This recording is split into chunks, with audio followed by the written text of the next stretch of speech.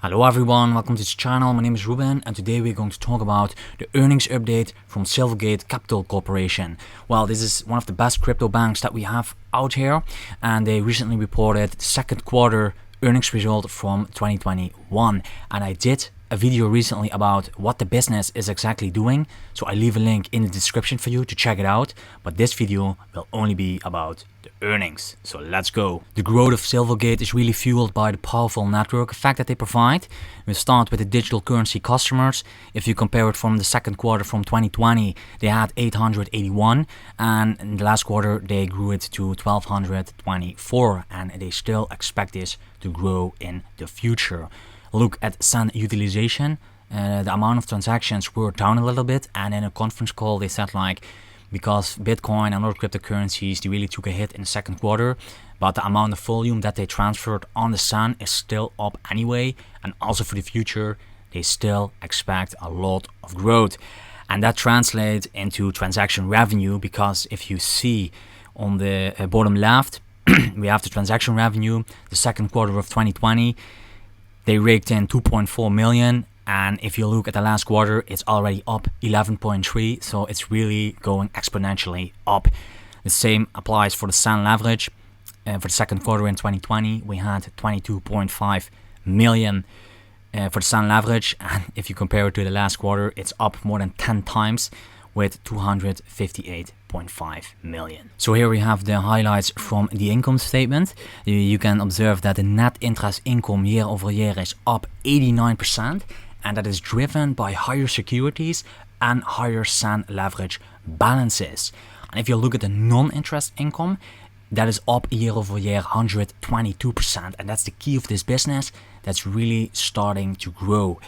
And this money is generated from fee income from digital currency customers. But they also had expenses, and the non-interest expense also is up 54%. And these are investments from strategic growth and higher FDIC insurance expense related to deposit growth. But I will tell you more about these expenses later on. When it comes to deposits, Silvergate is also taking off. You can observe here the digital currency and other deposit trends. Digital currency deposits ended the second quarter of 2021 at 11.1 billion, and that is driven by the record volume of SAN transfers during the quarter. And the other deposits represent deposits from non-digital currency customers, including demand deposits, savings, money markets, and certificates of deposit. And also focus on the cost, because the cost of the deposits was 0.00% in the second quarter of 2021, and that is reflecting the company's digital currency deposit gathering strategy. And then we have yields, cost of funds, and net interest margin trends. Well, this is going down, but don't be worried, because the net interest margin decrease was driven by a higher proportion of lower yielding securities and interest earning deposits, because the yield on securities, they are impacted by a lower interest rate on the new securities that are purchased in the second quarter of 2021. And why is that? They're getting more deposits. They actually want to make also a little bit money on that, so therefore Silvergate, they are buying securities with a lower yield, but they are very liquid, so if they need to transfer, they can sell it very quickly in the market. So it totally makes sense here. The key driver of growth for Silvergate is the growth of the non-interest income. In the second quarter of 2021, the fee income from digital currency customers was up 371% year over year, and that was driven by an increased transactional volume and related demand services for cash management and foreign exchange services. And then you also have other interest income in the second quarter of 2021, and that is made up primarily of mortgage warehouse fee income of 0.8 million, up 67% from the second quarter of 2020. And lastly, we have the non-interest expense.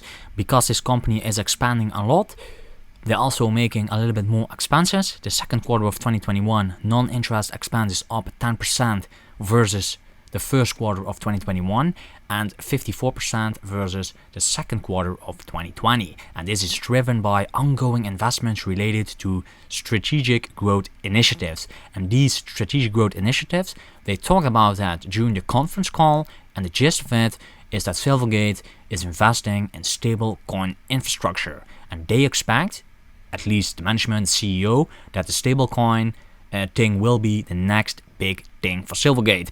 And they also increased the FDI insurance expense related from the growth in digital currency deposits. Now I want to share the top 3 highlights from the conference call. In May 2021, Diem announced a partnership with Silvergate, and during this conference call, there were like 3 very important questions, and now I want to share them with you. And I know, Alan, you probably provided as much as you could in your opening remarks, but just I guess any in terms of the pilot for Diem, I mean, is the hope still, before the end of the year that it could potentially launch, or is there anything else you can provide us on that at this point? Yeah, Mike, it's a fair question, and it's just really difficult for us to provide a direct answer on it. We're obviously diligently working on it. And I think the way we phrased it in the past is that we'd be disappointed if we weren't able to launch the pilot this year. So that's consistent with the way you just asked the question. That obviously gives us a lot of room here between now and year end.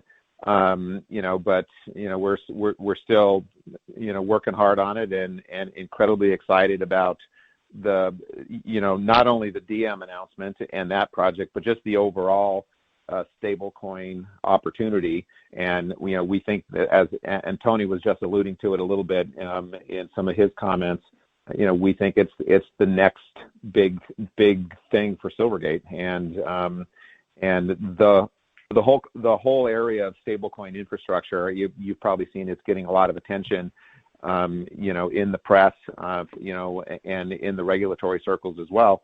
And we're really excited to be a part of it. Yeah, I wanted to follow up on just the Diem relationship. I was wondering if there are any details you could share around the monetization or the mint burn fees that you expect to collect on the volume.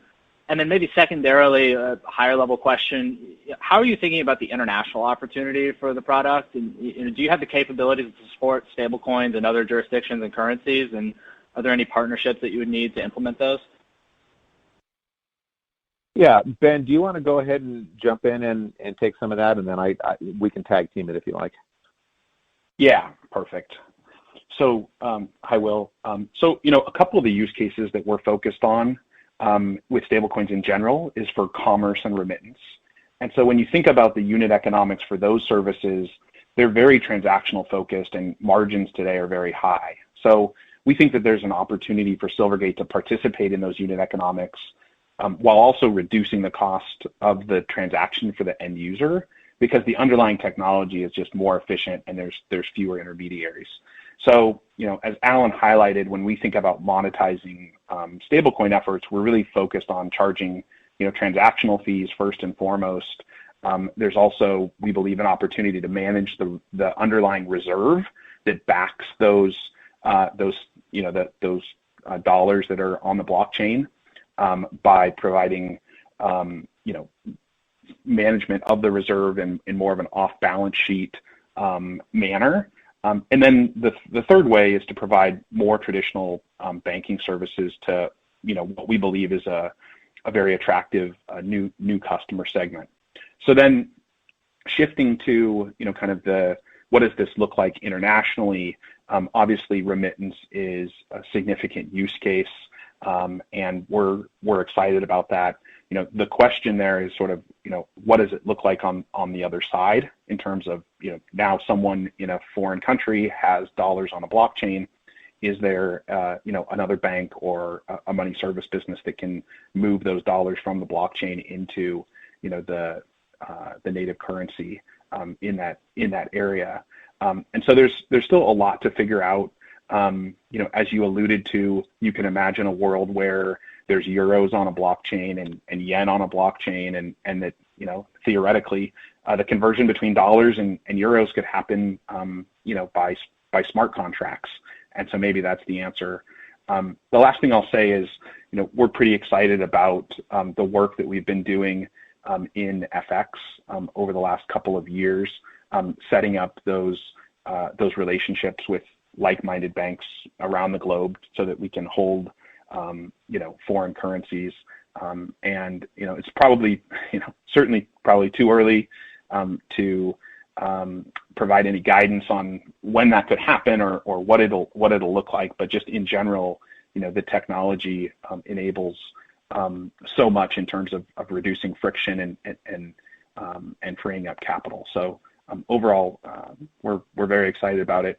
Hi, thanks. I had a follow-up on Diem, specifically on the economics to Silvergate.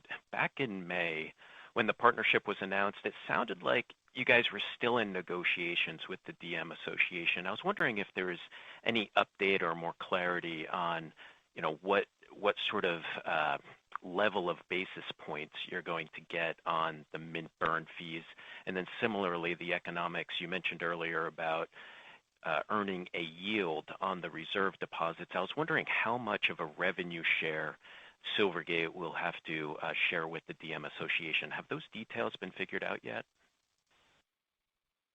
Yeah, we have not shared any of those details yet, and it's just unfortunately still premature at this time. Got it. And then a follow-up to that question, you mentioned about how stablecoins is the next big thing for Silvergate. Were you simply referring to Diem, or was that a reference to business beyond the Diem partnership? Yeah, it's really what I was trying to say there, David, is that this whole stablecoin idea is really, and the fact, by the way, that it's getting so much regulatory attention, not only in the U.S. but around the world, it just points to the fact that it is a much more efficient way to move fiat currencies in real time, 24 hours a day, 7 days a week. So it has the potential to disrupt all of the normal payment channels, and I think that's why there's so much interest and attention on it. And if you think about where the existing use cases for stablecoins are, it is really around cryptocurrency trading. That's what you've seen with Tether, and that's what you've seen with the other U.S. dollar-backed stablecoin projects. They've been primarily cryptocurrency trading, although Circle has certainly been working on penetrating more of the commercial merchant remittance use cases, and that's really where we see the broader opportunity is in remittance, and cross-border payments, commercial use cases. And then for Silvergate, the opportunity to potentially manage the reserve, which is a different opportunity from what we've done so far. But as Ben mentioned in his last commentary, really thinking about doing that in an efficient off-balance sheet mechanism so that it's capital efficient. So any final thought for Silvergate? Well, it's an exciting time for Silvergate. The company just had an excellent second quarter earnings, despite the drop of the price of Bitcoin and other cryptocurrencies, and no revenue yet from stablecoins. And the bank is currently working on building out the infrastructure to support the minting and the burning of the stablecoins. While this timing of this project is still hard to predict, the CEO mentioned that they would be disappointed if they are not able to roll it out by the end of this year.